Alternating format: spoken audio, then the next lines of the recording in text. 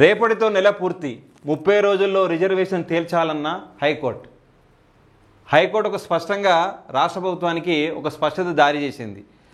స్థానిక ఎన్నికలు 3 నెలల్లో పూర్తి చేయాలని చెప్పింది. అందులో భాగంగా రిజర్వేషన్ సంబంధించిన అంశము నెల లోపల కంప్లీట్ చేయాలని కూడా ఆదేశాలు జారీ చేయడం జరిగింది. రేపు జూలై 20వ తారీఖు నాడు వస్తే దాదాపు ఇంతవరకు కూడా రిజర్వేషన్ల అంశం అనేది పూర్తి కాలేదు.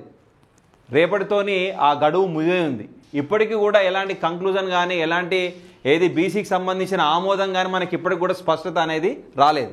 దానికి సంబంధించిన అంశాన్ని కనుక మనం చూసినట్టయితే నేటికి రాని స్పష్టత, 20తో మిగిలిన గడువు, పంచాయతీరాజ్ అధికారులు తర్జనా భర్జన, కేంద్రంపై ఒత్తిడి పెంచేందుకు ఇప్పటికే ఢిల్లీలో సీఎం మంత్రులు.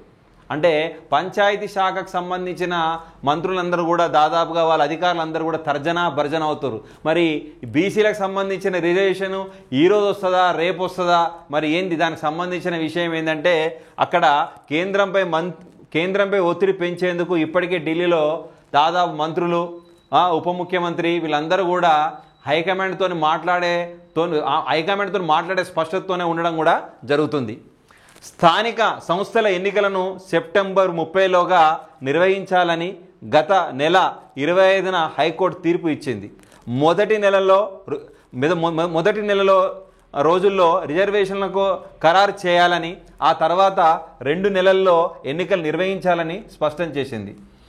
రిజర్వేషన్లపై ప్రభుత్వం విధించిన గడువు రేపటితో ముగియ ఉన్నది. కానీ ఇప్పటి వరకు స్థానిక సంస్థల ఎన్నికలు రిజర్వేషన్లపై స్పష్టత రాలేదు.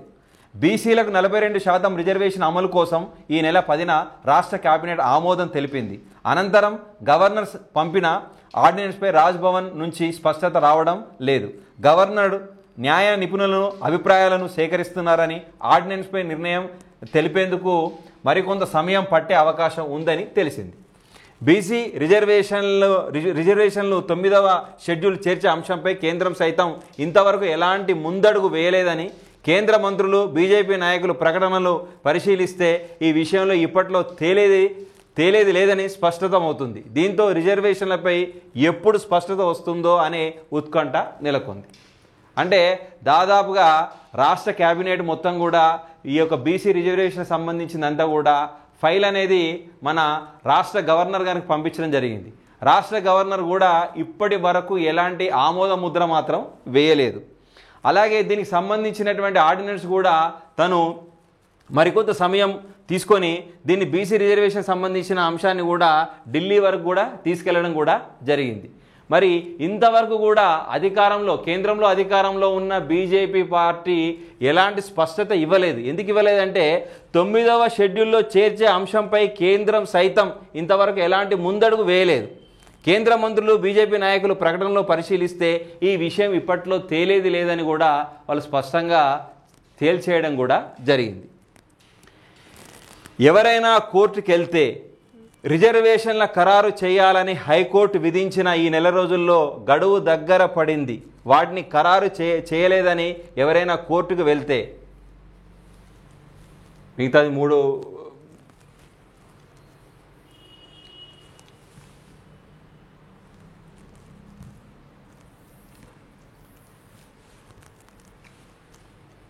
రేపటితో నెల పూర్తి. పంచాయతీరాజ్ శాఖ అధికారులు ఆందోళన చెందుతున్నారు. కోర్టు ధిక్కారం కింద పిటిషన్ వేస్తే తాము ఇరకాటంలో పడాల్సి వస్తుందని తర్జనా భర్జన పడుతున్నారు. అయితే పంచాయతీరాజ్ వాళ్ళు ఏం చేస్తున్నారంటే మనకు కేంద్ర ప్రభుత్వంతో కానీ వాళ్ళతో కూడా ఎలాంటి సంబంధం లేకుండా మన రాష్ట్రంలో కానీ మన దాంట్లో కూడా అమలు చేసుకుంటే కోర్టు ధిక్కారం కేసు అవుతుంది, దానివల్ల ఇబ్బందులు ఏమన్నా తలెత్తే అవకాశం ఉంది.